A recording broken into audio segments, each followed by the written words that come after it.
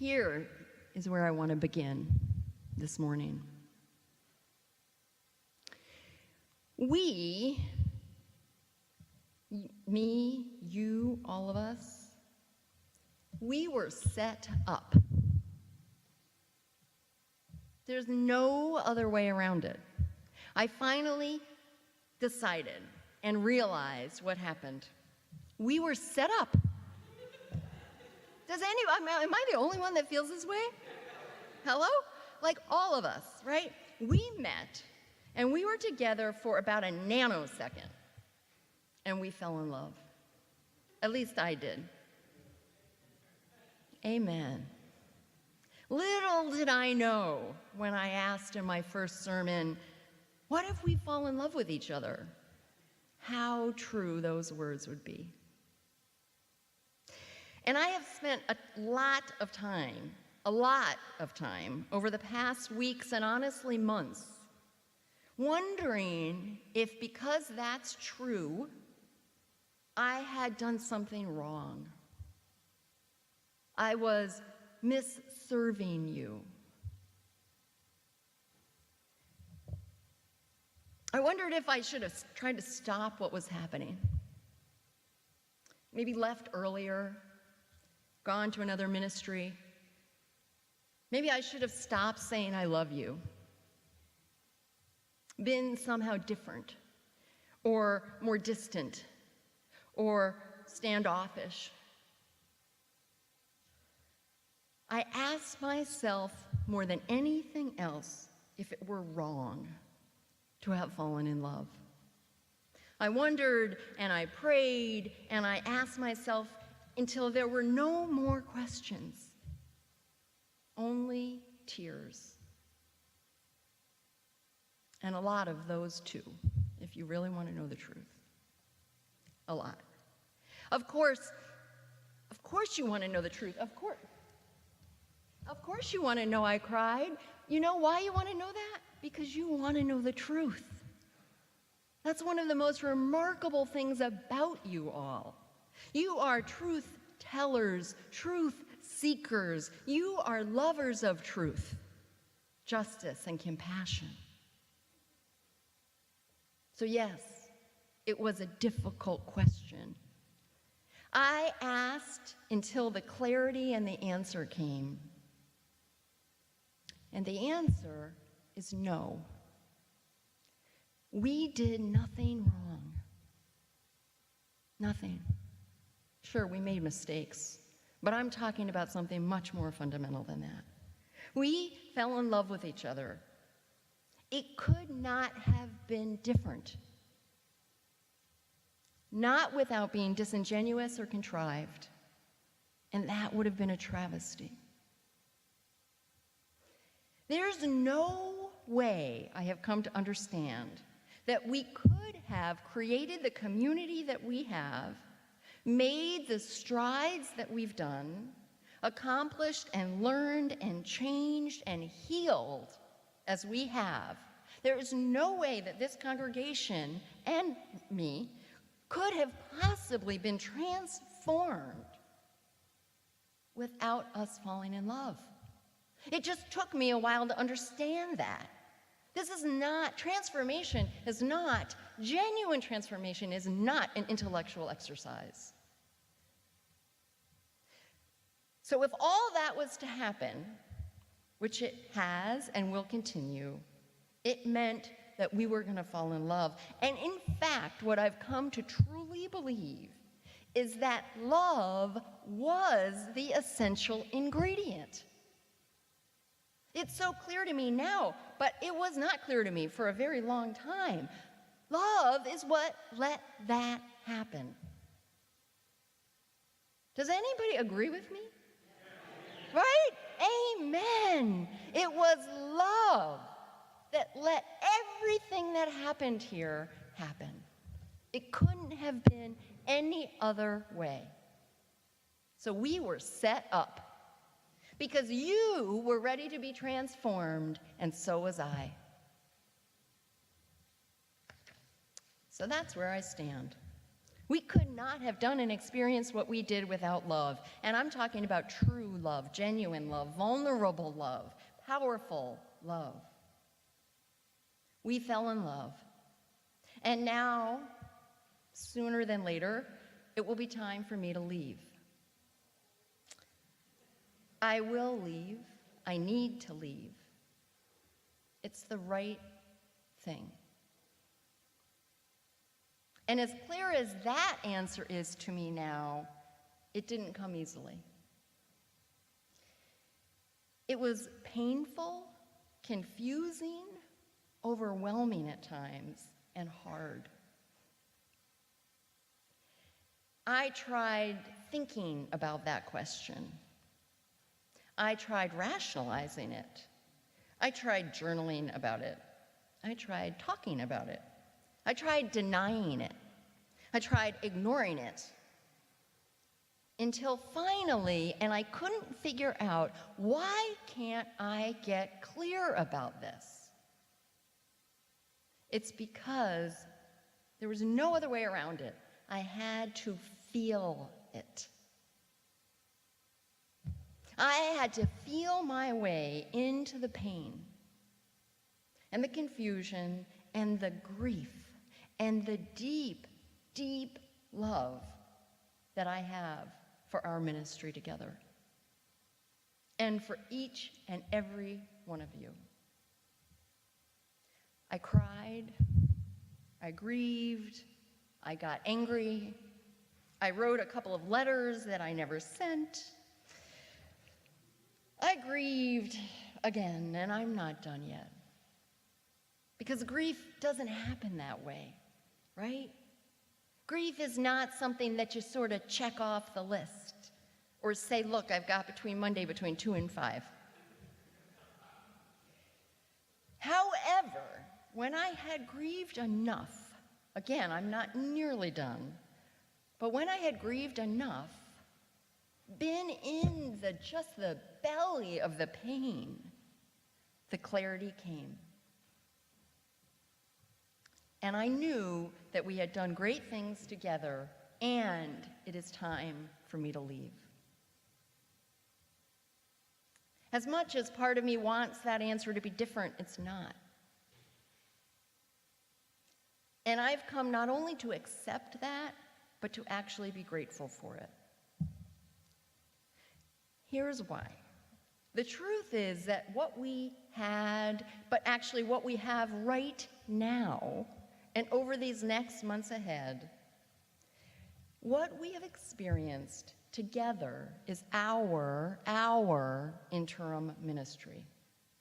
It's our shared ministry. You hired me as your interim minister to come and to walk with you for a period of time. Together in this interim ministry, we claimed and honored this congregation's past. We healed griefs and conflicts. We uncovered your unique identity, including your needs and challenges, your weaknesses and your strengths, and your beauty. We clarified leadership at all levels in this congregation. We tried new things with the roles of leadership in worship, for example, just one small example. We clarified the role of your minister and what works and what is right for you, which, by the way, is clearly, in my estimation, a shared ministry, a ministry in which you and your minister create your congregation together.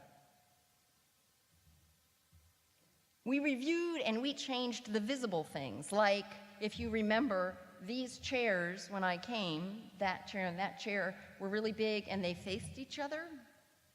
And the first day I came here, I said, how do you see the congregation? I mean, if you're sitting looking at that wall, right? And they said, well, you kind of shimmy yourself around. And I said, no, we're going to take these chairs out and we're going to turn them and face the congregation, right? And we went from there. Together we decided, is it right to have all of the pictures of previous ministers, white male ministers, wonderful men, I'm sure, be the things hanging out in that entryway to the congregation? Is that what we wanted the people to see as they came in these doors? So we addressed all sorts of visible things. We reconnected and strengthened your partnerships with the UUA, with Centro Presente, with Black Lives Matter, and more. We addressed budgetary issues, financial questions head on. We created the staffing and the ministry structure that is right for this congregation at this time. We did interim ministry. And if I say so myself, I think we did it pretty darn well, right? Right? We did it exceedingly well. And once again, I don't believe we could have done all of that if it wasn't within a trusting, loving, caring, and mutually respectful relationship. And now our interim ministry together is coming into its final months. This phase of the process isn't easy because it's human nature not to want something not to change that has been good. It's human nature when something has been so life-affirming to not want it to end or change form. We want to keep it the way it was. It's human nature to cling, to hang on, to want things to stay the same. But ultimately, the next step is us to surrender and accept, and to decide that this new reality is true. And then to live intentionally into and through the next and final phases of our ministry together. Time and again in our lives, we learn that when we trust, when we let go into the uncertainty and the unknowingness of change and of life, we experience gifts that we couldn't have known about, we couldn't have imagined if we didn't let go. So yes, our interim ministry will be over next July 15th. And if I put myself there, here's what I see. I see you as a congregation at the start of your new called, settled ministry, with a minister who is not me. Don't replace me. Call your next minister. You will have called that person on May 6th, and you'll be preparing for their arrival as I finish my last days with you. And I too will have been called to a settled ministry, and that congregation will be saying goodbye to their current minister and preparing for me. Maybe it seems hard today, but it's as it should be. I couldn't stay here, it wouldn't be right. And I want to take a few minutes and explain why I understand that today. For me to stay here, I would have to break relationship with the UUA, with my ministerial colleagues, and I'm not willing to do that. But much more importantly, if we even were to consider that, just walk down this path with me for a moment, if we were to consider my staying here, we would not only be continuing old patterns of this congregation around breaking rules, but we would be set up again. The difference being this time we would be set up ourselves. We would be setting ourselves up. And we would be setting ourselves up to fail. If I were to stay as your called minister for just one example, we would never know whether a minister of color might have been called here. Never. None of us. I'm curious about that. Aren't you? We might have learned, if we went towards some kind of a vote to consider my staying, that not everybody likes me so much. That not everybody thought it was the right thing to do. That there were people for many reasons who wanted to follow the rules, who wanted to see who else was out there, who believed that the right thing to do was for me not to stay. Okay, that would not be a lot of fun. At least it wouldn't have been for me. Can you imagine that? That would have been a disaster. You wouldn't have had the chance to see what other fantastic ministers are out there who are interested in you, and there are going to be many of them because I have amazing colleagues. Amazing, amazing colleagues.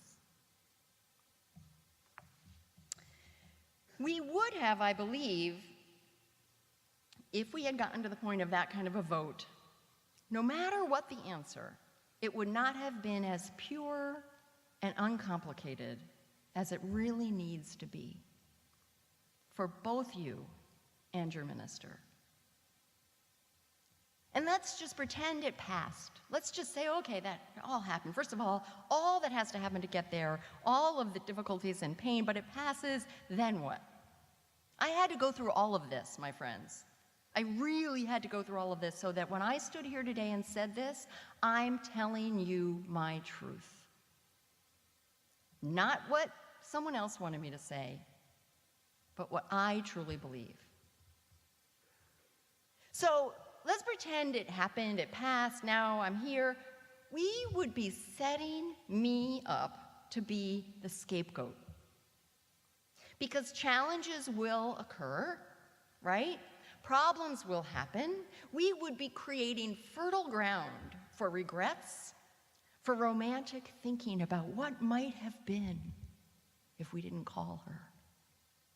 When things would go wrong, as we know they will, we would both wonder if it had been the right decision. And most of all, we would be trying to make the past fit a new reality. And that will not fit. Our ministry has been remarkable, and like all transformations, it leaves us all ready to go into the next phase. We're different for having been together, both of us. So we changed the service today, I just want you to know, not because I wanted to do this, but because you spoke. In the online survey and all these congregational discussions, ministerial forums, you said to the search committee time and again, why can't Reverend Rebecca stay? You asked for a waiver around my staying, even though interim ministers are not supposed to do that. You asked, and your search committee heard you loud and clear. And I want you to know what happened, because that's how we've been together. We've been honest, open, and transparent. So there's no secrets here. I'm going to tell you what happened. The search committee and the transition team came to me and asked me if I would ever even consider staying. Because they said, if we're going to go and ask for this waiver, we need to know if you would even ever think about that. And after deep discernment, I said, yes, I would consider staying. Under two conditions. The first was that a waiver were to actually be granted, and the second, and most important, would be if it was right for the entire congregation. No risk of being harmful, divisive, or detrimental. And asking the right question is key. It was key. It was the question that had to be asked. But the answer is no. We would not have received a waiver. That's just simply would not have happened no matter what. And it would not have been without risk to the well-being and amazingness of this congregation and myself. I'm glad that you asked the question. If you hadn't, and the search committee hadn't answered you, it would have been a big impediment to your moving forward. It kind of would have been like living in the dominant culture of whiteness and never stopping to name it, never asking what the right path is to address it. So in this case, the path is clear. We will stay together joyfully for the next 8.5 months, and a lot can happen in 8.5 months. Some people have wondered, do you need another interim minister to recover from my leaving? So first of all, I had first answered this question like with an authority that I don't have, right? I can't see into the future. So my first answer was, do you need another interim? No. But I composed myself and I said, I don't think so. But here's why. Because if we keep on the way that we always have together, if we keep on the path of honesty, openness, transparency, compassion, if we hold the agenda and the process, if we make room for grieving and feeling and listening to one another, if we do not rush and we do not get stuck, if we keep learning and growing together, I truly believe that this transformation and this interim ministry will come to a genuine resolution and completion. I believe that you will be ready more than ever for your next minister, and that I will be ready more than ever for my next congregation. And the learning that will come with these intentional months of ending, what a gift. Think about what we get to practice and learn and how that will impact our entire lives. Right? These aren't the things they teach in school. They don't teach us how to grieve, how to say goodbye, how to live through the times we want to run or project or blame.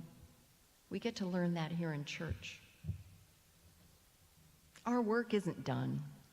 We're moving into the next and the final phase, and as with life, I believe, if you were here for the sermon I did on aging, I actually think these final months can be the best. I truly do. I believe they can be the most rewarding, the sweetest.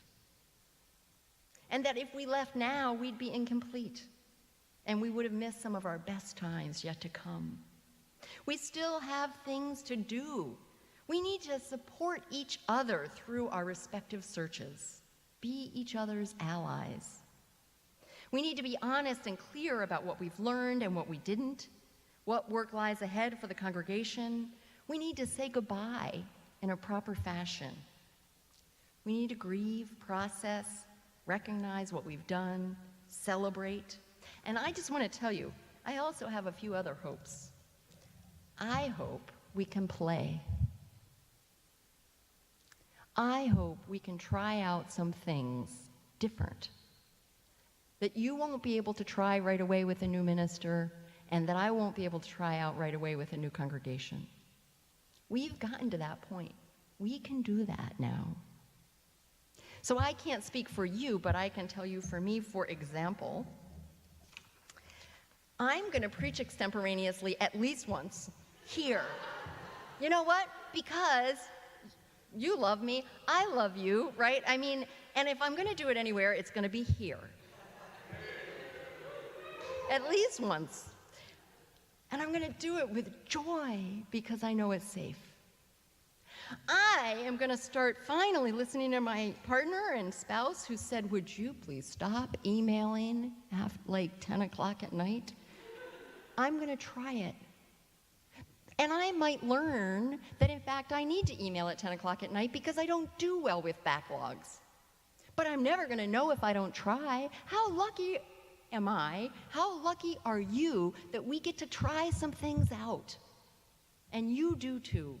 You can tell me, what do you want to try? What do you want to try? Do you want me not to robe? Do you want to call me something else? What do you want to try? We have nothing to lose and everything to gain. These are the sweetest times. I want us to enjoy them.